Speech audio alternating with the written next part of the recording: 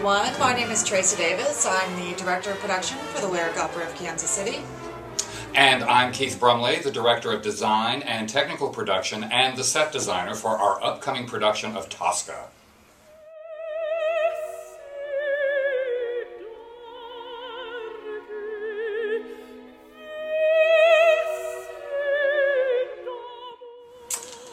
Well, Tosca is a story set in Italy, the specific church of... Well, it starts in a church. It starts in the church of, I should have brought my cheat sheet. Sorry. It's the church of,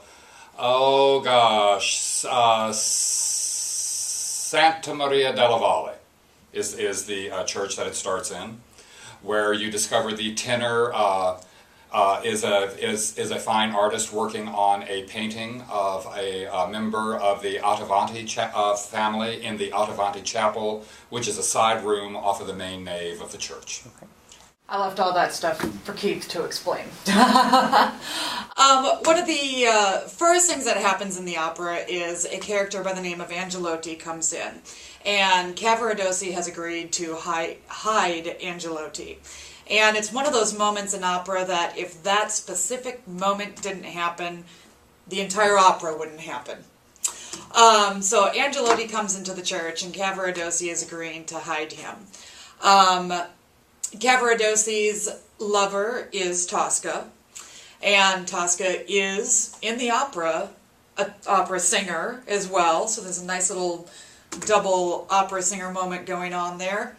But let me shorten this up a little bit. Cavaradossi and Tosca are lovers. Scarpia is also in love with Tosca. More like lust. Lust. He's very heavily in lust with Tosca. And he's quite the seducer. So when Scarpia finds out that Cavaradossi is hiding Angelotti, he throws Cavaradossi into jail. Tosca comes into Scarpia to bargain for his life.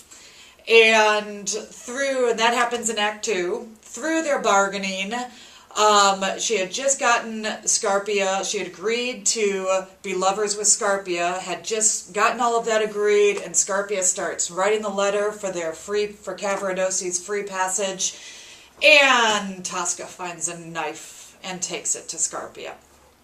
So by the end of Act 2, we already have one dead body. They're starting to pile up. They will pile up heavily. So in Act 3, we go to where Cavaradossi is going to be killed. They think that they've staged a mock,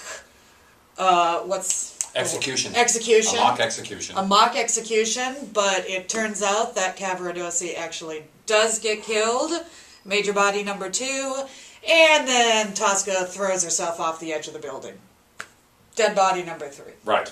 Classic opera in a nutshell. You got lovers, you got death.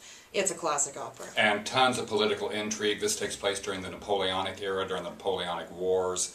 So there's a heavy layer of political intrigue and also a certain amount of religious intrigue, because Scarpia is apparently also an enforcer and officer of the church, and he has abused this power greatly, which is why Cavaradossi and Angelotti are on the opposition team. And Tosca just wants to show up and be pretty and sing and enjoy her lover, and she's just swept along in this like boiling tide.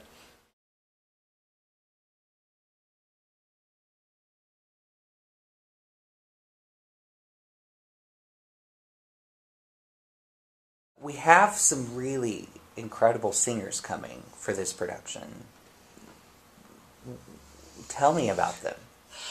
We, when looking at, as Keith mentioned, figuring out our season and what shows we're going to open with, we looked at the opening of Tosca actually happens very early in a lot of opera seasons. We open up on September 11th. A lot of opera companies don't really get rolling until September or October, later in September and October.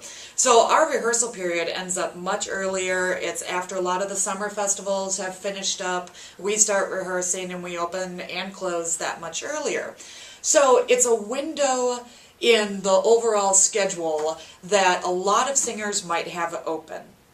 So we were able to get some of the most top-notch singers that we've had here at the Lyric Opera of Kansas City, because by our great schedule, it also fit into their schedules.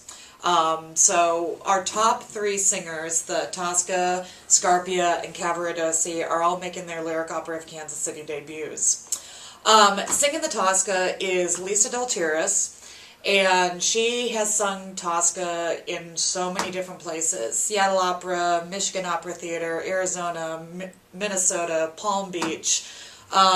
It's one of her signature roles. So she knows this role like the back of her hand, and I think it's going to be great seeing her interpretation on our stage.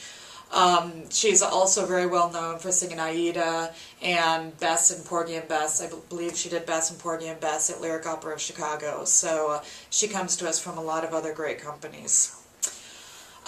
Singing the Cavaradossi is Rafael Davila. He comes to us from Puerto Rico. And he most recently has sung Cavaradossi at Sarasota Opera. So as one of the top 3 leads, he also has sung this role before. And our Scarpia is Greer Grimsley. Has also sung Scarpia at any company that you want to name. He's probably sung it there. He's sung Scarpia at the Metropolitan Opera, at Seattle Opera with Lisa as well. Like I said, among many places. Greer is also very well known for singing Wotan in the Ring Cycle at Seattle Opera. They do that every 4 years, and I think he's currently singing there right now in his 3rd cycle of that production. And if you look at his resume, you know he sings a lot of Wagner, Wotan, The Flying Dutchman, and also sings Johannan and Salome a lot. So he's definitely a singer that's always in demand, and like I said, it managed to fit into our schedule, so it's going to be great having him on our stage. It's just unbelievable. Directing these 3, as well as the rest of the cast that I'll get into in a minute, is Bernard Ozan, who has been with us before on The Marriage of Figaro back in 2004, sounds about right. I believe. And Bernard is another one that comes to us from just about every single opera company he's probably worked at. He's worked with both Greer and Lisa before, so the 3 of them together I think are going to be a great powerhouse that just tells this story the way it should be told. Ward Holmquist, our artistic director, is conducting the piece, and he's worked with several of these singers before, and I think that team is just going to bring a great Tosca to our stage. It's gonna rock. It's gonna rock. It's gonna blow your ears off. You're gonna be leaning back in your seat enjoying every note of the music.